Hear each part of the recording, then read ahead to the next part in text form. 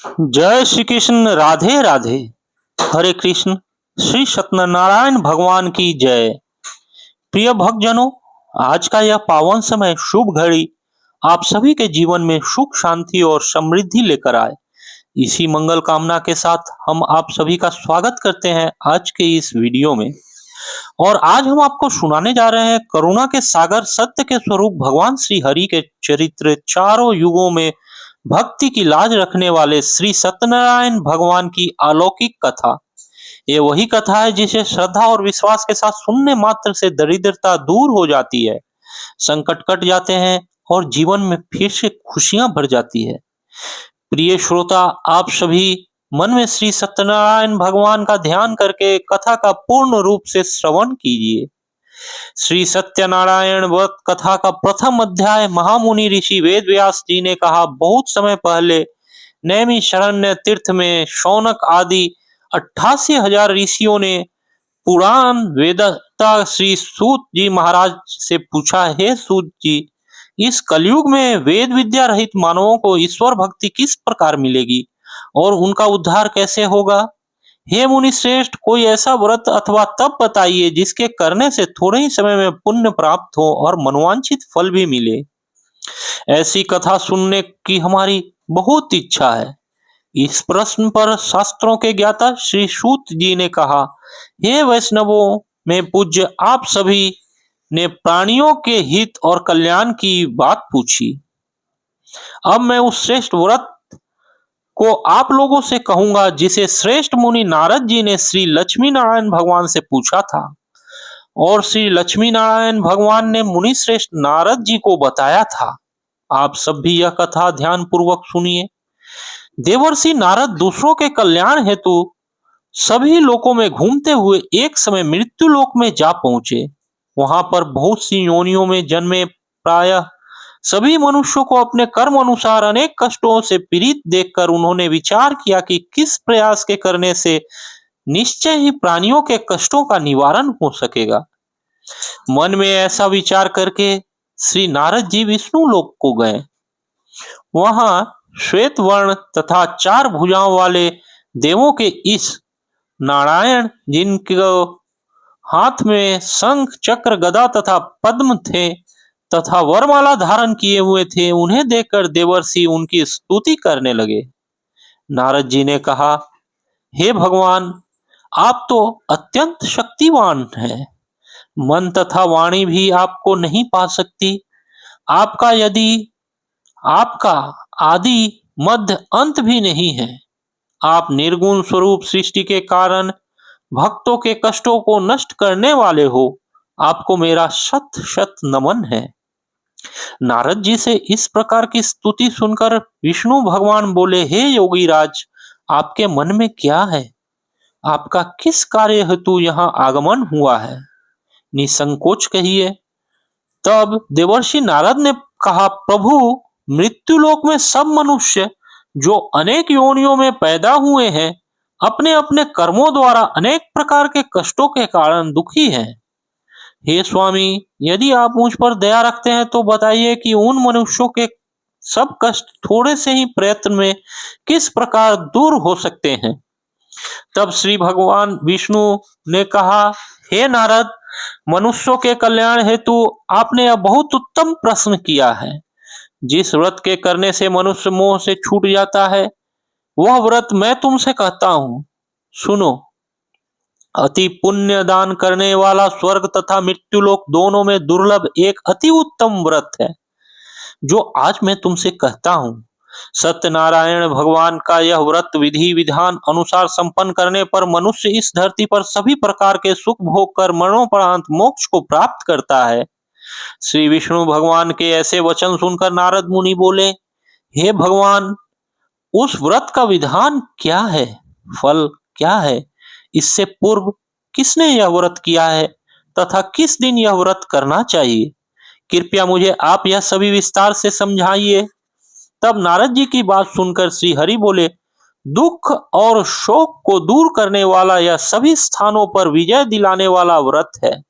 मनुष्य को भक्ति और श्रद्धा के साथ शाम को श्री सत्यनारायण भगवान की पूजा धर्म परायण होकर ब्राह्मणों और बंधु बांधवों के साथ करनी चाहिए। भक्ति भाव से ही नैवेद्य, केले का फल, घी, दूध और गेहूं का आटा सवाए लें। गेहूं ना मिले तो गेहूं के स्थान पर साठी का आटा, शक्कर या गुड़ लेकर आप सभी भक्षण योग्य पदार्थों को मिलाकर भगवान को भोग लगाएं। ब्राह्मणों सहित बंधु बांधवों को भी भोजन कराएं, उसके बाद स्वयं भोजन करें। भजन कीर्तन के साथ भगवान की भक्ति में लीन हो जाएं। इस तरह से सत्यनारायण भगवान का यह व्रत करने पर मनुष्य की सारी इच्छाएं निश्चित रूप से पूरी हो जाती है। इस कल की काल अर्थात कलयुग में मृत्युलोक में मोक्ष का यही एक सरल उपाय बताया गया है, जिससे थोड़े ही समय में तथा अल्प धन में ही महान पुण्य की प्राप्ति हो सकती है। सभी प्रेम से बोलिए श्री सत्यनारायण भगवान की जय। प्रथम अध्याय संपूर्ण हुआ। अब सुनिए द्वितीय अध्याय। श्री सूत जी महाराज ने कहा, हे ऋषियों, जिन्होंने प्राचीन काल में इस व्रत को किया है उनका इतिहास मैं आप सबसे कहता हूं, ध्यान से सुनिए। अति सुंदर काशीपुर नगरी में एक अति निर्धन ब्राह्मण रहा करता था। वह भूख और प्यास से व्याकुल होकर हर समय दुखी रहता था। ब्राह्मणों से प्रेम करने वाले श्री हरि विष्णु भगवान ने उसको दुखी देखकर एक दिन बूढ़े ब्राह्मण का वेश धारण कर निर्धन ब्राह्मण के पास जाकर बड़े आदर से पूछा, हे ब्राह्मण, तुम प्रत्येक क्षण ही दुखी होकर पृथ्वी पर क्यों घूमते हो? हे श्रेष्ठ ब्राह्मण, अपनी व्यथा, अपना दुख मुझसे कहो, मैं सुनना चाहता हूँ। कष्टों से घिरे उस ब्राह्मण ने कहा, मैं निर्धन ब्राह्मण हूँ, भिक्षा के लिए पृथ्वी पर मारा मारा फिरता हूँ। हे भगवान, यदि आप मुझे इससे मुक्ति पाने का कोई उपाय बता सकते हो तो कृपया मुझे बताइए। वृद्ध ब्राह्मण का रूप धारण किए हुए श्री विष्णु भगवान ने तब कहा, हे ब्राह्मण, श्री सत्यनारायण भगवान मनोवांछित फल देने वाले हैं, इसलिए तुम उसका विधि अनुसार पूजन करो, जिसके करने से मनुष्य सब दुखों से मुक्त हो जाता है। दरिद्र ब्राह्मण को व्रत का संपूर्ण विधान बताकर बूढ़े ब्राह्मण का रूप धरे श्री सत्यनारायण भगवान अंतर्ध्य हो गए। वृद्ध ब्राह्मण ने जिस व्रत को बतलाया है मैं उसको अवश्य विधि विधान सहित करूंगा। ऐसा निश्चय कर वह दरिद्र ब्राह्मण घर चला गया, परंतु उस रात ब्राह्मण को नींद ही नहीं आई। अगले दिन वह सुबह जल्दी उठा और श्री सत्यनारायण भगवान का व्रत करने का निश्चय कर भिक्षा मांगने के लिए चल दिया। उस दिन उसको भिक्षा में अधिक धन मिला, जिससे उसने पूजा का सभी सामान खरीदा तथा घर आकर अपने बंधु बांधवों के साथ विधि पूर्वक भगवान श्री सत्यनारायण का व्रत किया, जिसके करने से वह निर्धन ब्राह्मण सब कष्टों से छूटकर अति धनवान हो गया।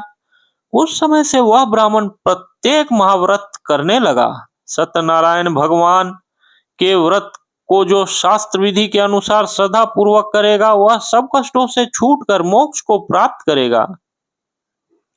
जो भी मनुष्य श्री सत्यनारायण भगवान का व्रत करेगा वह सब कष्टों से छूट जाएगा। इस प्रकार नारद जी से सत्यनारायण भगवान का कहा हुआ यह व्रत मैंने तुम से कहा है। हे श्रेष्ठ ब्राह्मणों, अब आप और क्या सुनना चाहते हो, मुझसे कहो। तब ऋषियों ने कहा, हे मुनीश्वर, संसार में उस विप्र से सुनकर फिर किस किस ने इस व्रत को किया, हम सब वह भी सुनना चाहते हैं। मुनियों से ऐसा सुनकर श्री सूत जी ने फिर कहा, हे मुनिगणों, जिस प्राणी ने भी यह व्रत किया है उन सब की कथा भी सुनो। एक समय वह धनी ब्राह्मण बंधु बांधवों के साथ शास्त्र विधि के अनुसार अपने घर पर श्री सत्यनारायण भगवान का व्रत कर रहा था। उसी समय एक लकड़ी बेचने वाला बूढ़ा व्यक्ति वहां आया। उसने सिर पर रखा लकड़ियों का गट्ठर बाहर रख दिया और ब्राह्मण के मकान में चला गया। प्यास से व्याकुल लकड़हारे ने विप्र देखा, वह भूख प्यास सब कुछ भूल गया। उसने उस ब्राह्मण का अभिनंदन किया और पूछा, हे ब्राह्मण देवता, आप यह किसका पूजन कर रहे हो? इस व्रत को करने से क्या फल मिलता है, कृपया मुझे भी बताइए। तब उस ब्राह्मण देवता ने कहा, सब इच्छाओं को पूर्ण करने वाला यह श्री सत्यनारायण भगवान का व्रत है। इनकी कृपा से मेरे यहाँ धन और ऐश्वर्य का विषय आगमन हुआ है।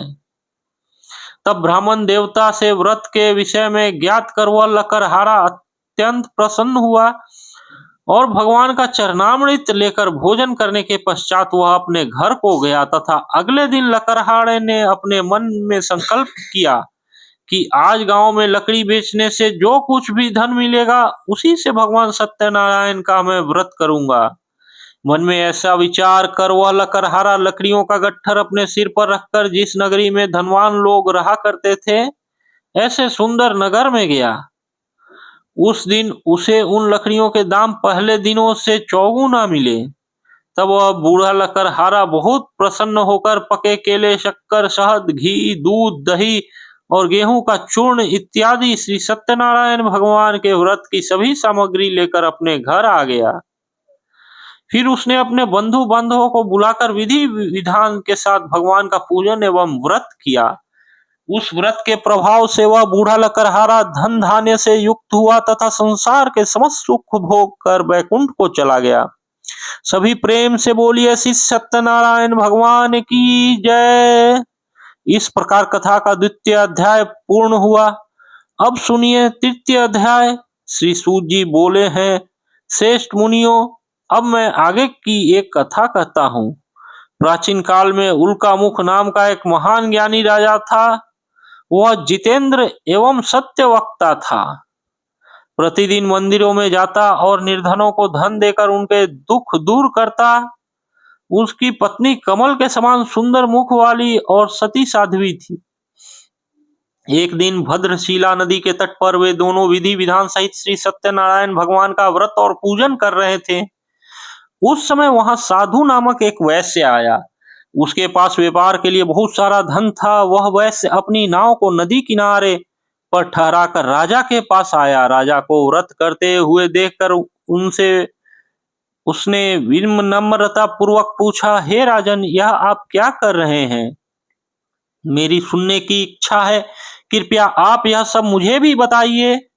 महाराज उल्कामुख ने कहा, हे साधु वैश्य, मैं अपने बंधु बांधवों के साथ पुत्र की प्राप्ति के लिए श्री सत्यनारायण भगवान का व्रत और पूजन कर रहा हूँ। राजा के वचन सुनकर साधु नामक वैश्य ने आदर से कहा, हे राजन, मुझे भी इसका संपूर्ण विधि विधान बताएं। मैं भी आपके कहने अनुसार इस व्रत को करूंगा। मेरी भी कोई संतान नहीं है और मुझे विश्वास है कि उस उत्तम व्रत को करने से अवश्य ही मुझे भी संतान होगी। तब राजा से व्रत के सारे विधान सुनकर व्यापार से निवृत्त होकर वह वैश्य सुखपूर्वक अपने घर को आया। उसने अपनी पत्नी को संतान देने वाले उस व्रत के विषय में बताया और संकल्प लिया कि जब मेरे यहाँ संतान होगी तब मैं इस व्रत को करूंगा। वैश्य ने यह वचन अपनी पत्नी लीलावती से भी कहे। एक दिन उसकी पत्नी लीलावती श्री सत्यनारायण भगवान की कृपा से गर्भवती हो गई। 10वें महीने में उसने एक अति सुंदर कन्या को जन्म दिया। दिनों दिन वह कन्या इस तरह बढ़ने लगी जैसे शुक्ल पक्ष का चंद्रमा बढ़ता है। कन्या का नाम उन्होंने कलावती रख दिया।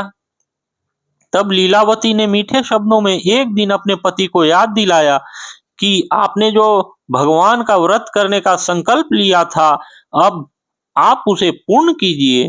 साधु वैश्य कहने लगा, हे प्रिय, मैं कलावती के विवाह पर इस व्रत को करूंगा। इस प्रकार अपनी पत्नी को आश्वासन देकर वह व्यापार करने विदेश चला गया।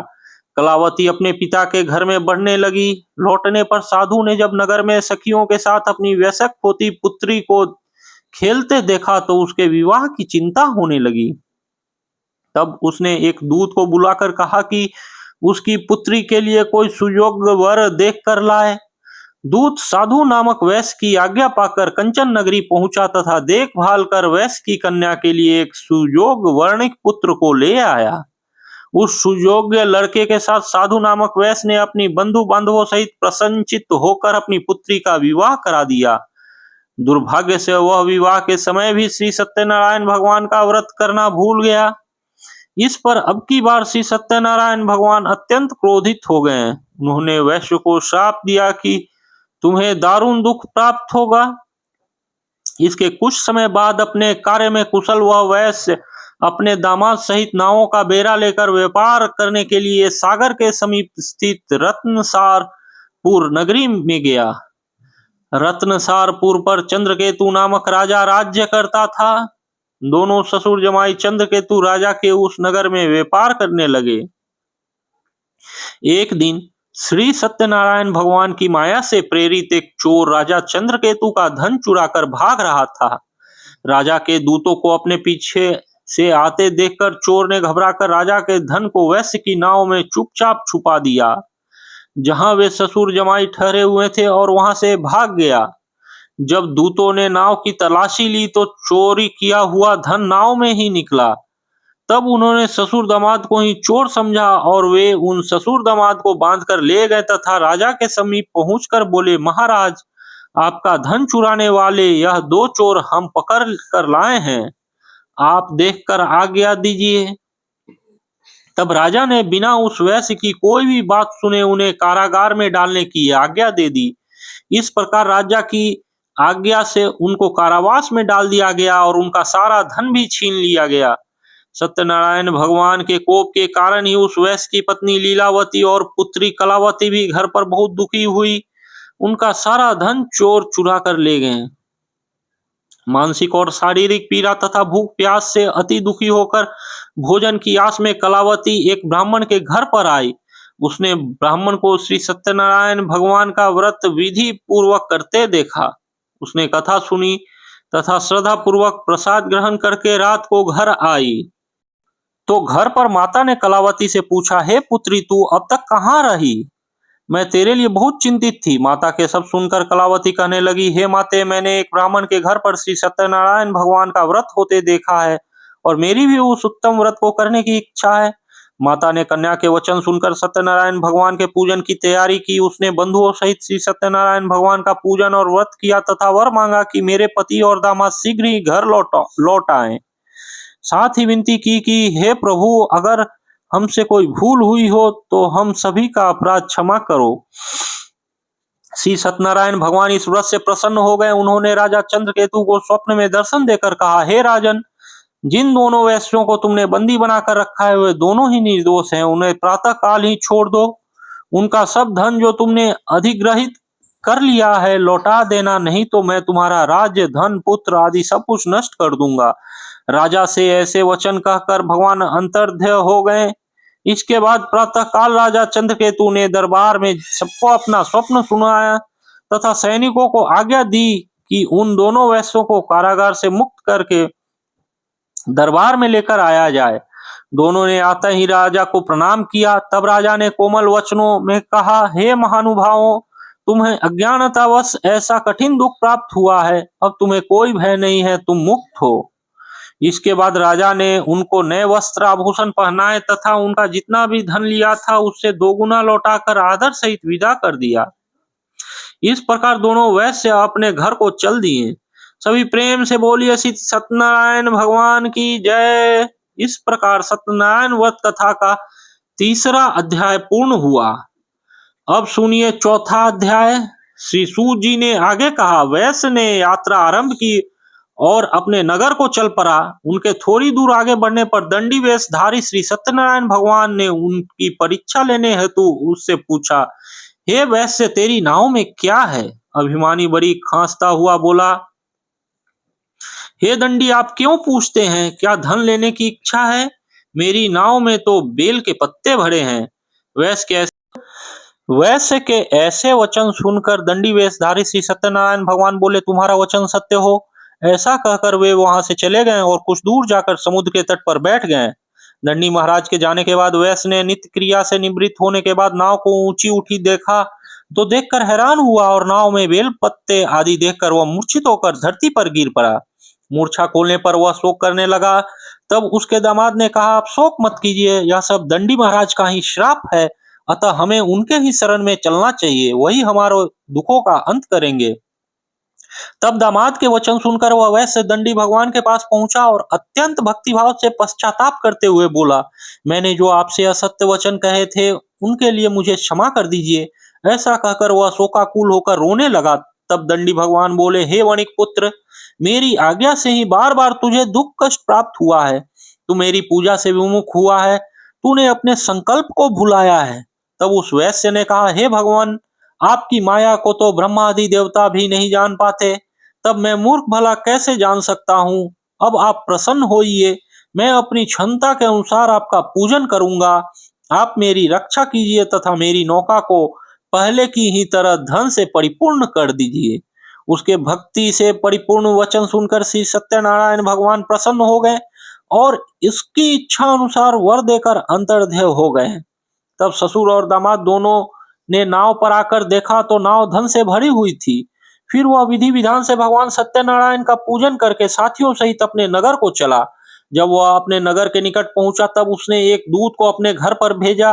दूत ने साधु वैश्य के घर जाकर उसकी पत्नी को नमस्कार किया और कहा, आपके पति अपने जमाता सहित इस नगर में समीप आ गए हैं।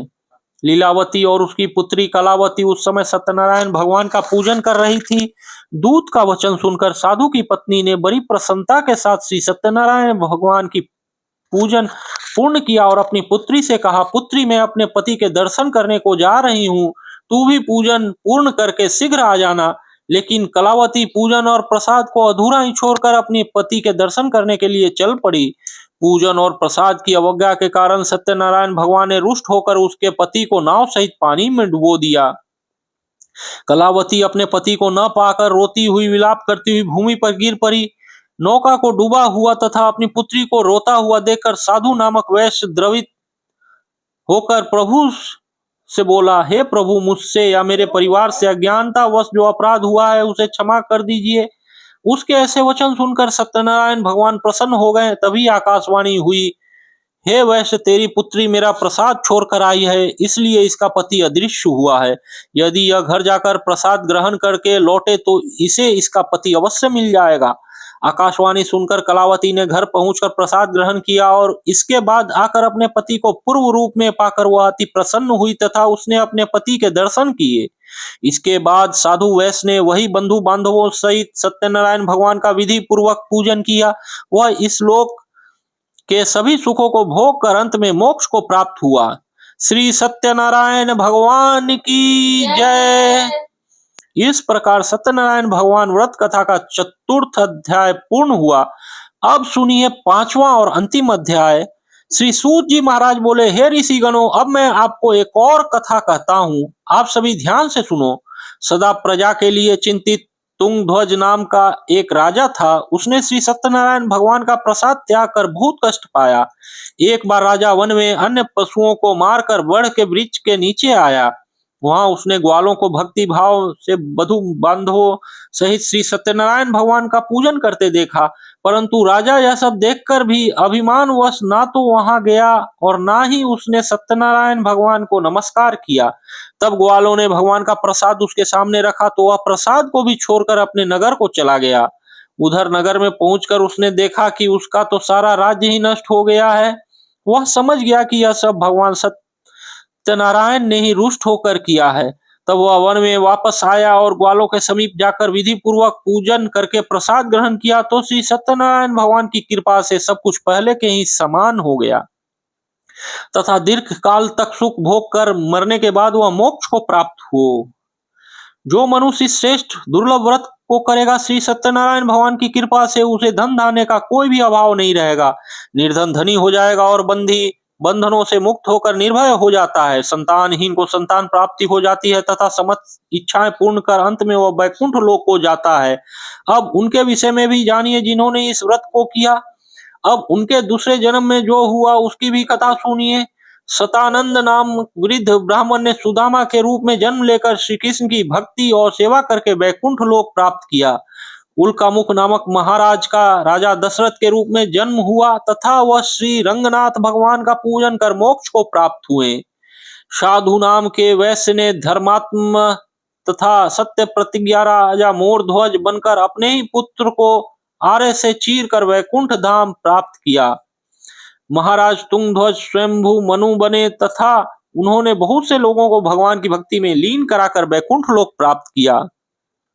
वह लकड़हारा अपने अगले जन्म में गू नामक निषाद राजा बना, जिसने भगवान श्री राम के चरणों की सेवा कर अपने सभी जन्मों का उद्धार कर लिया।